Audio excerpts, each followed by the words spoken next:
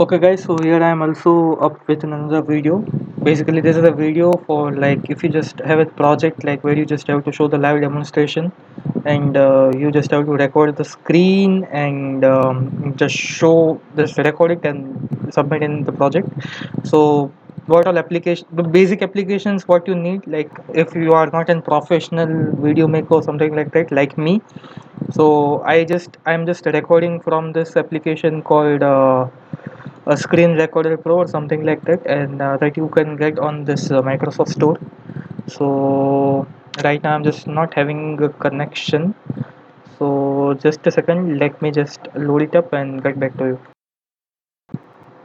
Okay, so I'm up with my refreshed page of this Microsoft store, and this is one which I'm using. It is called screen recorder for Win 10. Screen Recorder Pro for Win 10, and once you'll just install it, this will be the window like this. It will be shown to you, and then you just have to click on this, and then modify the settings as you want. You want audio for the screen as well as your that microphone. So audio should come in.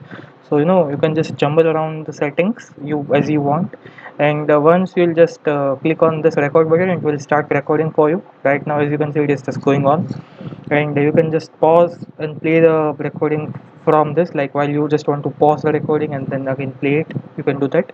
And once you are finished with your recording, your all the videos will be saved over here, all the recordings will be saved over here, right? In the of course you can also modify the format the way you want, and all those settings like you can just see and you can do as per your requirement. Fine, so this was it for the recording, and if you just want, like your face should come in the small window. Like I don't know any sort of professional tools, but for the temporary basis, you can just if your I can just show you the camera inbuilt camera of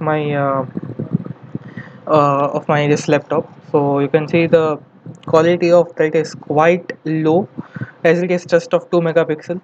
So if you just don't want to use that, and if you want to use your phone's camera, so what just you can do is like you can just install this application called Droid Cam, and once it is installed, and just you just boot up that application, you'll see something like this will the screen will be over them.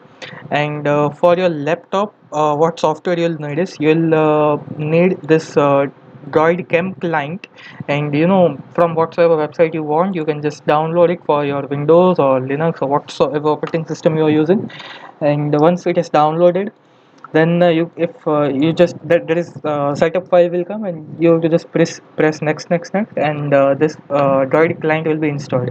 And once it is installed, make sure that you just restart your device, your PC or laptop, because it is necessary to do some sort of the setup, in behind the process setups for this Droid cam client, or else it will just not misbehave.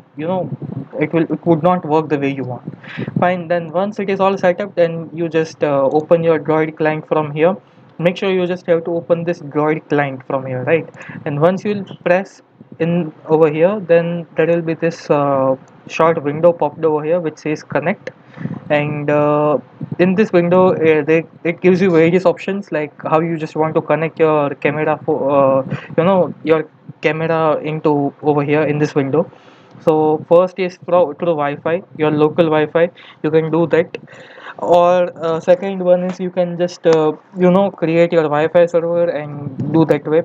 And third one is like from directly from the USB. So first I'll be showing you like how from directly you can just plug in the USB and you can do that. So firstly I'm just connecting it to my phone.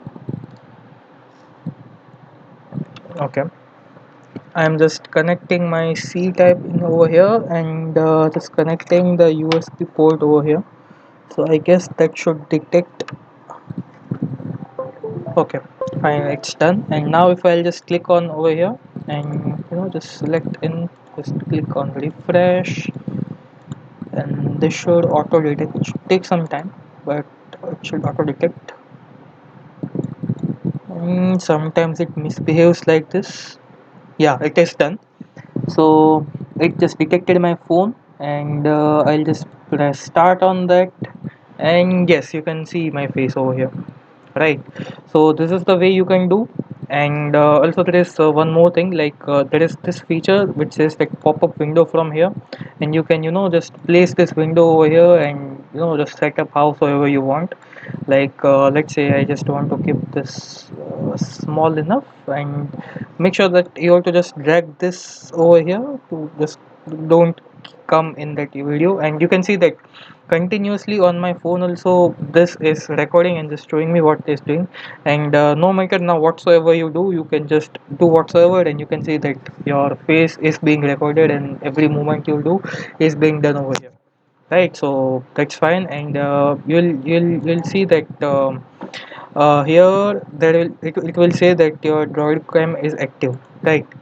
So you can also just click on here, and you can just go to your application also, right? And of course if you will just also just shut off your device, still your face cam will be on. So like this is really very useful this way. And the next thing what I just wanted to show you by this was, you can just use your mobile hotspot, and just live record the things. For now I'm just stopping it, and I'll say just stop connection, and that will be fine. I'll say restart, and you'll see that for now it is showing me this is my IP address, device IP address, and so many of the things.